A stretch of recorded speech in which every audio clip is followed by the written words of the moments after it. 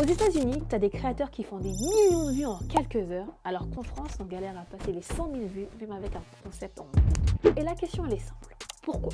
Pourquoi les youtubeurs américains dominent la plateforme depuis plus de 15 ans pendant que les Français ont du mal à percer à l'international? Et attention, ce n'est pas du tout une question de talent, loin de là. Les Français sont créatifs, ils sont drôles, ils sont intelligents. Mais les Américains ont quelque chose que nous, on n'a pas encore compris, on n'a pas encore saisi. Et aujourd'hui, on va tout décortiquer ensemble et voir pourquoi les Américains, les youtubeurs américains réussissent mieux que nous. Et aussi, tu vas voir que la réponse est beaucoup plus profonde qu'on le pense. On va commencer par l'ampleur du marché. Aux États-Unis, par exemple, YouTube compte plus de 240 millions d'utilisateurs actifs. Alors qu'en France, on est à peine à 50 millions. C'est énorme, il y a un fossé entre les deux. Et il y a un point très important qu'il ne faut pas négliger, c'est la langue, qui est la langue anglaise, qui touche le monde entier. Comme par exemple, il y a les États-Unis, il y a le Canada, il y a l'Inde, il y a le Royaume-Uni, il y a l'Australie. Donc résultat, une même vidéo, moyenne ou de même de faible qualité, peut devenir virale rien que par l'effet de masse. Pendant qu'un youtubeur français plafonne à 500 000 vues, un créateur américain fait 10 fois plus avec la même idée. Pas parce que l'idée est meilleure,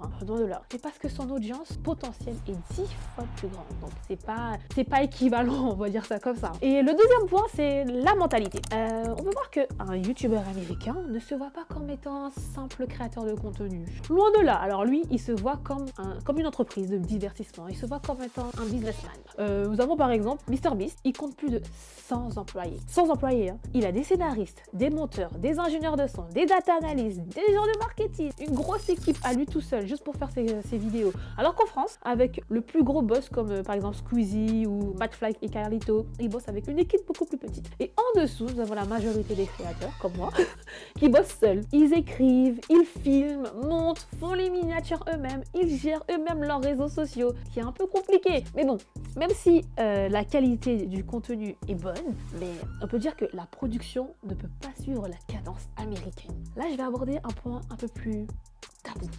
Et là, il faut qu'on parle de l'argent. Aux États-Unis, monétiser, c'est normal. Il y a les placements produits, les formations, le merchandising, les collabs, tout est assumé. Alors, ils ne se cachent pas du tout de recourir à ce genre de choses, alors que les Français, c'est un peu plus caché. Revenons aux Américains. Les Américains comprennent que l'argent permet de créer de meilleurs contenus, alors qu'en France, on a peur de passer pour un vendu.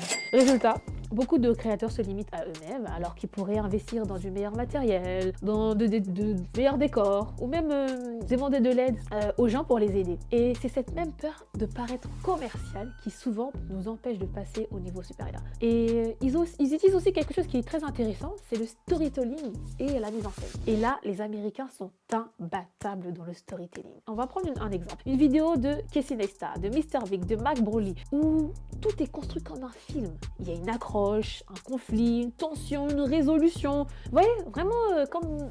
C'est du divertissement en fait. Chaque plan, chaque son, chaque musique raconte quelque chose. Même un vlog tout à fait banal devient captivant parce qu'il suit une structure émotionnelle.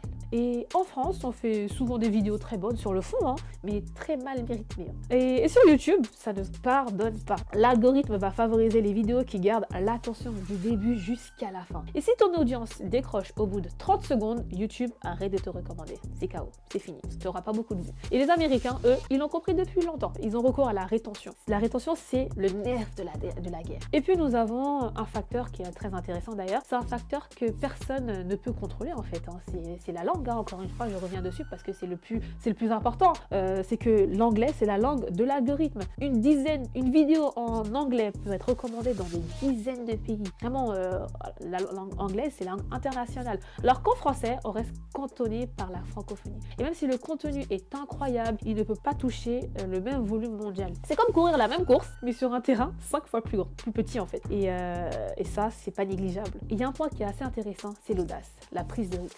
Les Américains, ils aiment beaucoup tester de nouveaux concepts, des défis tout fous, des formats XXL, des budgets de malades. Vraiment, ils mettent le paquet. Par exemple, nous avons MrBeast qui, lui, dépense des millions de dollars par vidéo et que chaque vidéo devient devient un événement mondial. Alors qu'en France, on est beaucoup plus prudent. On préfère attendre que le format marche ailleurs avant de le tenter. Et quand on se lance, la tendance est déjà passée. Et la vérité, c'est que les youtubeurs américains n'ont pas peur d'échouer. Ils se lancent et adviennent que pourra. Alors que chez nous, l'échec fait peur. Chez eux, c'est juste une étape normale vers la réussite, tout simplement. Ils n'ont pas peur d'oser. Alors pour conclure, les youtubeurs français ne sont pas moins bons que les youtubeurs américains, loin de là. Ils sont plus souvent plus inventifs, plus profonds, plus sincères, plus vrais. Alors que les Américains ont en écosystème une vision, un business ou une culture du divertissement que la France n'a pas encore pleinement adoptée malheureusement. Et en fin de compte, YouTube pour eux, ce n'est pas un jeu, c'est un média, une industrie, un business. Et que si on veut rivaliser avec eux, il va falloir changer notre manière de penser, vraiment la modifier. Parce qu'au fond, la différence ne se joue pas sur le talent, bien heureusement d'ailleurs, mais se joue sur la mentalité. Alors la vraie question, ce n'est pas pourquoi ils réussissent peu, c'est plutôt quand est-ce que nous, on va commencer à penser comme eux. C'est bien différent.